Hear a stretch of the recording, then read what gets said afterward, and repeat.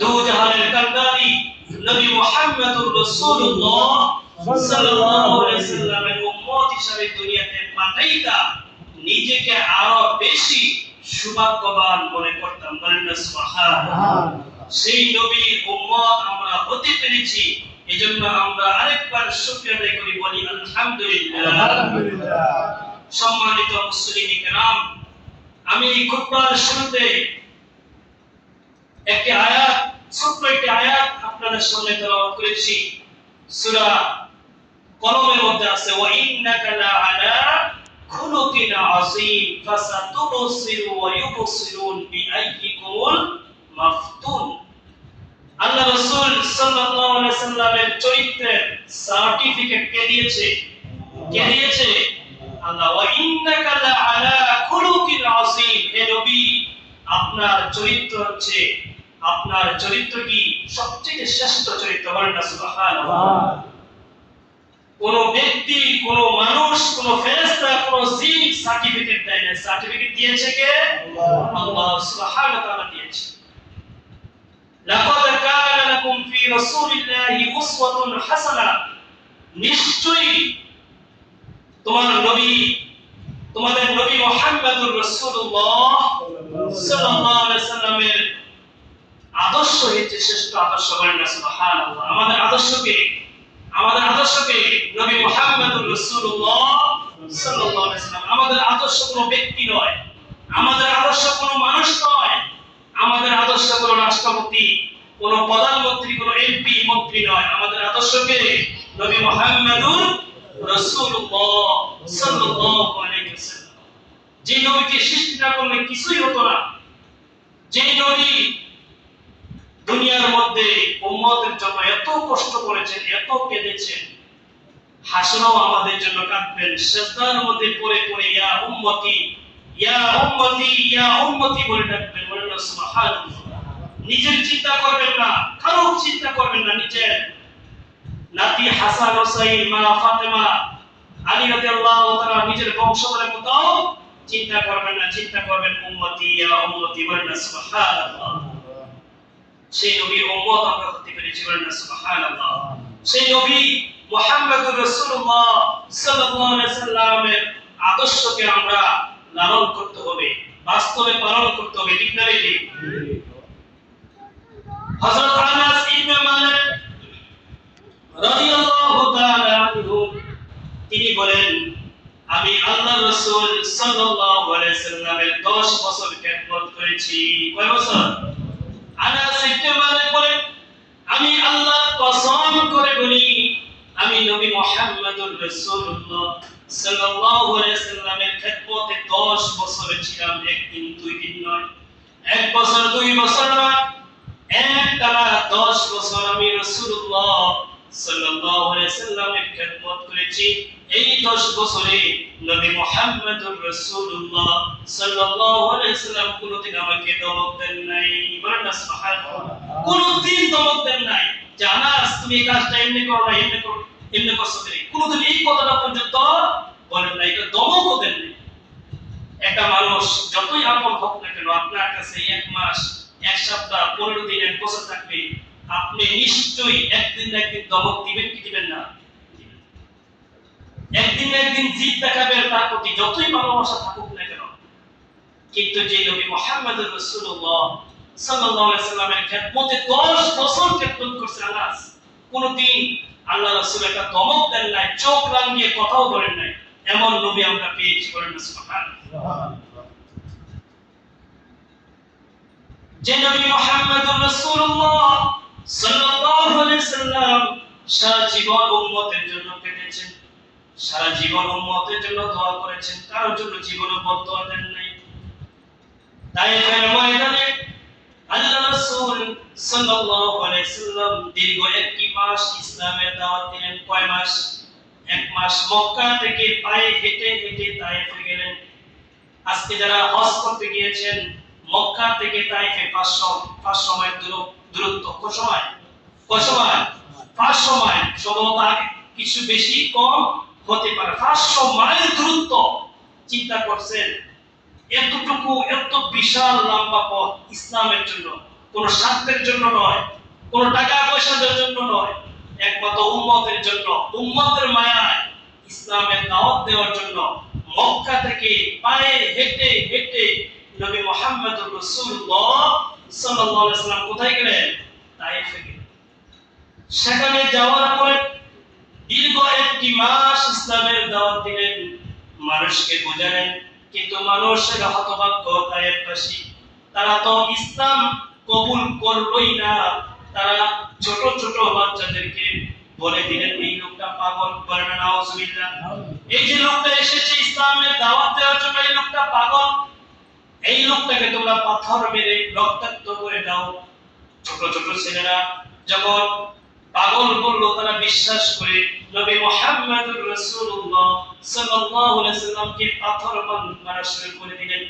এমন ভাবে পাথর মারলেন, আল্লাহর রাসূল এমন ভাবে রক্তাক্ত হলেন, একবার নয়, দুইবার নয়, তিনবার বেহুশ হয়ে গেলেন।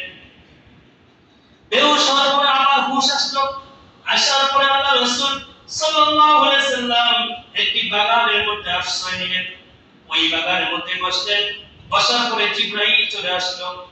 জিবরাইল আসার পরে বলল, ইয়া রাসূলুল্লাহ, ইয়া হাবিবাল্লাহ, আপনি একবার বলে দিন আমি সাফা এবং মারওয়া দুই পাহাড় দিয়ে তায়েফবাসীকে দুনিয়া থেকে শেষ করে দেব। আল্লাহ রাসূল সাল্লাল্লাহু আলাইহি সাল্লাম বলেছেন, ও জিবরাইল, আমি দুনিয়াতে এসেছি বদদোয়ার জন্য নয়, আমি এসেছি মানবতার কল্যাণে, মানুষের দোয়া, মানুষের কল্যাণে এসেছি। আমি যদি আদেশ করি জিবরাইল, আমি যদি আদেশ করি সাফা এবং মারওয়া দুই পাহাড় দিয়ে তায়েফবাসীকে শেষ করে দেওয়ার জন্য, আর তুমি যদি শেষ করে দাও, আমি কার কাছে গিয়ে বলবো লা ইলাহা ইল্লাল্লাহু মুহাম্মাদুর রাসূলুল্লাহ সাল্লাল্লাহু আলাইহি ওয়াসাল্লাম। ও জিবরাইল, আমি কার কাছে গিয়ে পৌঁছাবো আমার কালেমার দাওয়াত লা ইলাহা ইল্লাল্লাহ মুহাম্মাদুর রাসূলুল্লাহ? তিনি তো বড় বদদোয়া করলেন না, তিনি উল্টো তাদের জন্য দুটি হাত তুলে দোয়া করলেন, আল্লাহ, এই তায়েফবাসীরা আমাকে চিনতে পারে নাই, তারা আমাকে আজকে চিনতে পারে নাই, হয়তো তারা একদিন একদিন আমাকে চিনবে, তারা ইসলামের সুশীতল ছায়া আসবে, কালেমা পড়ে মুসলমান হয়ে যাবে, বলেন না সুবহানাল্লাহ। ঠিক এই তায়েফবাসী সবাই একটা সময় দলে দলে ইসলাম ধর্ম গ্রহণ করলো, বলেন না সুবহানাল্লাহ। নবীর দোয়া কবুল হবে কি হবে না? সাথে সাথে কবুল। এমন নবীর চরিত্র ছিল, নবীর ব্যবহার ছিল। আমরা সবাই জানি নবী মুহাম্মদুর রাসূলুল্লাহ সাল্লাল্লাহু আলাইহি সাল্লাম যে রাস্তা দিয়ে মসজিদে যেতেন, ওই মসজিদের মধ্যে এক কাফের মহিলা, বৃদ্ধ মহিলা, ওই মহিলা প্রতিদিন ওই রাস্তার মধ্যে কাঁটা রাখতেন, কাঁটা রেখে দিতেন, যাতে করে নবী মুহাম্মদুর রাসূলুল্লাহ সাল্লাল্লাহু আলাইহি সাল্লাম পায়ের মধ্যে গেতে গেতে রাসূলুল্লাহ কষ্ট পান।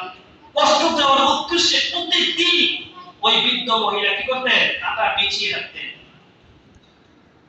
নবী মুহাম্মদ রাসূলুল্লাহ সাল্লাল্লাহু আলাইহি সাল্লাম যখন আসতেন, কাঁটাগুলো রাস্তা থেকে প্রতিদিন হাত দিয়ে কাঁটাগুলো সরে নিতেন, সরে নিয়ে তারপর আবার মসজিদে যেতেন।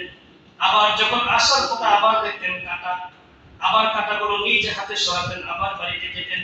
একদিন নয়, দুই দিন নয়, অনেক বছর ধরে এই বৃদ্ধ মহিলা রাসূলুল্লাহ সাল্লাল্লাহু আলাইহি সাল্লামকে কষ্ট দিয়েছে, তারপরও কোনোদিন বদদোয়া দেন নাই।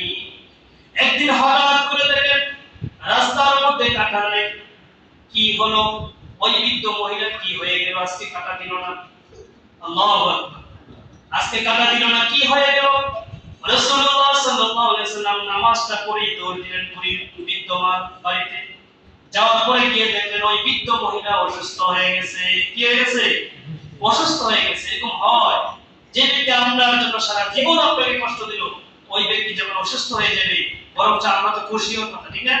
আমরা কি এটা খুশি হতাম যে এই লোকটা আমার সারা জীবন কষ্ট দিছে, তার উপর আজকে পাপে ধরছে, এই কথা বলতাম কি বলতাম না? কিন্তু রহমতের নবী, দয়ার নবী, মায়ার নবী, তিনি স্থির থাকতে পারলেন না। তিনি আজকে ভাবলেন, তিনি আজকে বৃদ্ধ মহিলা, ওই বুড়ি মা আজকে কাটা দেয় নাই, হয়তো তার কোনো সমস্যা হয়েছে। দৌড় দিয়ে বাড়িতে চলে গেলেন। যাওয়ার পরে দেখলেন অসুস্থ। ওই বৃদ্ধ মহিলা নবী মুহাম্মদুর রাসূলুল্লাহ সাল্লাল্লাহু আলাইহি ওয়াসাল্লামকে দেখার পরে চোখ দিয়ে পানি চলে এসেছে। বৃদ্ধ মহিলা বলল, হায়, যেই ব্যক্তিকে, যেই মানুষটাকে আমি কষ্ট দেওয়ার জন্য প্রতিদিন এত কষ্ট করে কাটা কেটে কেটে রাস্তার মধ্যে বিছিয়ে রাখতাম যাতে করে এই লোকটা কষ্ট পায়, অথচ আজকে কাটা দেই নাই বলে এই লোকটা আমাকে দেখার জন্য চলে এসেছে। সাথে সাথে নবী মুহাম্মদুর রাসূলুল্লাহ সাল্লাল্লাহু আলাইহি ওয়াসাল্লামের কাছে ক্ষমা চেয়ে পড়ে নিলেন, লা ইলাহা ইল্লাল্লাহু মুহাম্মাদুর রাসূলুল্লাহ সাল্লাল্লাহু আলাইহি ওয়াসাল্লাম সাথে সাথে ইসলাম ধর্ম গ্রহণ করে নিলেন। সুবহানাল্লাহ। আল্লাহ রাসূল কখনো মানুষের জন্য বদদুয়া করেন নাই।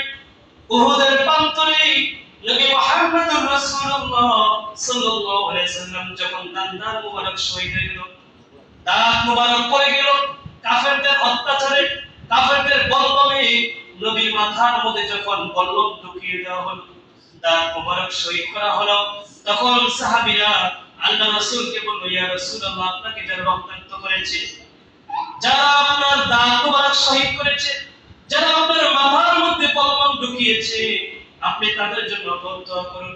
আল্লাহ রাসূল তাদের জন্য কখনো বদদুয়া করেন নাই, বলেছেন আমি বদদুয়ার জন্য আসি নাই, আমি রহমত স্বরূপ এসেছি। বলেন সুবহানাল্লাহ। এইজন্য আল্লাহ তাআলা কোরআন মাজিদের মধ্যে বলেছেন, ওয়ালা আরসালনাকা ইল্লা রাহমাতাল লিল আলামিন।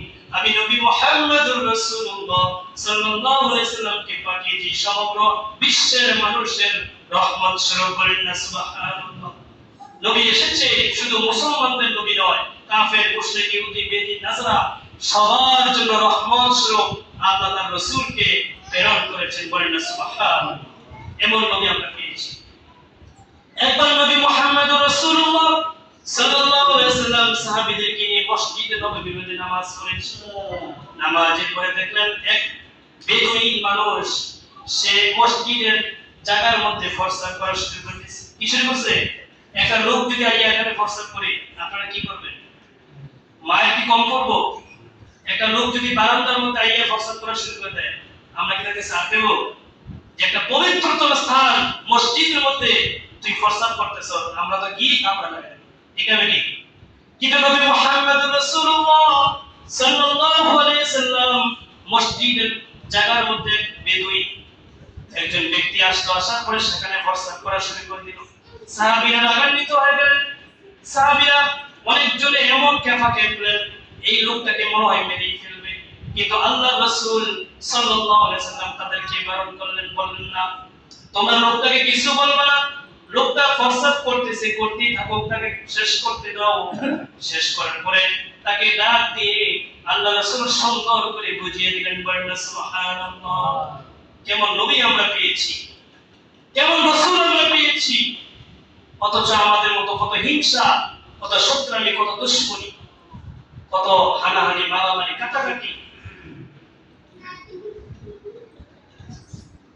এজন্য আমরা বেশি বেশি করে সালাম দেব। আপনার যতই শত্রু হোক না কেন, আপনি যদি কোনো ব্যক্তিকে একটা না 1-7টা সালাম দেন, দেখবেন ওই দুশমনটাও আপনার বন্ধুই পরিণত হয়ে যাবে। সুবহানাল্লাহ।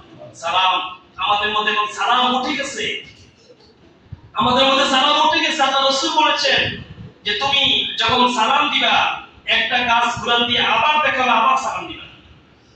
বুঝিনি? একটা গাছ এই মাথা দিয়ে আপনি দেখছেন ব্যক্তিকে সালাম দিচ্ছেন, এই গাছটা ঘুরান দিয়ে আবার দেখেন, আবার কি দেয়? সালাম দেয়। অনেক সাহাবীরা ইচ্ছাকৃতভাবে বাজারে যাইতেন, বাজারে করতেন। তার কারণ কি? বাজারে যাইতেন যে বেশি বেশি লোক পাবে, তাদেরকে সালাম দিবে। বলেন সুবহানাল্লাহ। সালাম দেওয়ার একটা প্রতিযোগিতা ছিল। ওমর রাদিয়াল্লাহু তাআলা, আবু বকর, দুজনের মধ্যে এত প্রতিযোগিতা ছিল যে কার চেয়ে কে আগে সালাম দিবে। সাহাবীদের মধ্যে এমন প্রতিযোগিতা ছিল যে কার আগে কে সালাম দিবে। এখন আমাদের মধ্যে নাই। আমরা তাকিয়ে থাকিব সকলের দিকে যে হে আমাকে সালাম দিবে, আমি তাকিয়ে থাকি আরেকজনের দিকে, আপনি তাকিয়ে থাকেন আরেকজনের দিকে যে ওই ব্যক্তি মনে আমাকে সালাম দিবে। কিন্তু আল্লাহ রাসূল সাল্লাল্লাহু আলাইহি ওয়াসাল্লাম নবীর চাইতে পৃথিবীতে আর কোনো ব্যক্তি বড় হতে পারে? আল্লাহর পরে নবীর উপরে কেউ আছে যাকে সৃষ্টি না করে কিছুই সৃষ্টি হতো না? সেই নবী মুহাম্মদুর রাসূলুল্লাহ সাল্লাল্লাহু আলাইহি ওয়াসাল্লাম যখন কোন রাস্তা দিয়ে যেতেন, ছোট ছোট বাচ্চারা খেলাধুলা করত, তাদেরকে দেখলে বলতেন আসসালামু আলাইকুম ওয়া রাহমাতুল্লাহি ওয়া বারাকাতুহু। যখন আল্লাহ রাসূল প্রথম এই বাচ্চাদেরকে সালাম দিতেন, পরবর্তী সময় বাচ্চাদের মধ্যে একটা প্রতিযোগিতা শুরু হয়ে গেছে যে কার আগে কে রাসূলুল্লাহ সাল্লাল্লাহু আলাইহি ওয়াসাল্লামকে সালাম দিবে। সুবহানাল্লাহ। আপনি যদি কোনো রাস্তা দিয়ে যান, কত ছেলেরা আমাদের বর্তমান প্রজন্মগুলো কত খারাপ হয়ে যাচ্ছে, মুরব্বীদেরকে সম্মান করে না। আপনারা যারা মুরব্বী আছেন দেখবেন আপনাদের বাপ দাদা চাচারা যে পরিমাণ সম্মান করতেন, এই সম্মানটুকু বর্তমানে ছেলেরা করে? সম্মান করে? অনেক মসজিদের মাদ্রাসার শিক্ষকগুলোকে আগে দেখলে অনেক ছাত্ররা ভয় পেত, এখন এই ভয় জিনিসটা উঠে গেছে, সম্মান জিনিসটাই উঠে গেছে। উঠে গেছে আমাদের কিছু কারণ আছে কি নাই? এই যে ছোট ছোট বাচ্চাগুলো অনেক সময় ছেলেগুলা রাস্তার ফাঁকি দিয়ে রাস্তার সাইডে বসে থাকে, আড্ডা মারে, বিভিন্ন রকমের কথাবার্তা বলে, কিন্তু আপনাকে সালাম দেন না। কিন্তু আপনাকে সালাম দেন, আপনি সালাম দেন, সে লজ্জা পেয়ে যাবে যে আমি সালাম দেওয়ার দরকার ছিল, অথচ এই মুরব্বীটা আমাকে সালাম দিছে। এর পরের দিন দেখবেন আপনি সালাম দেওয়ার আগে এই ছেলেটা আপনাকে সালাম দিবে। বলেন না সুবহানাল্লাহ। এই জন্য সালাম নিজে আগে দিতে হবে। নিজে আগে সালাম দিলে নষ্ট না। সালাম দেওয়া হচ্ছে সুন্নাত।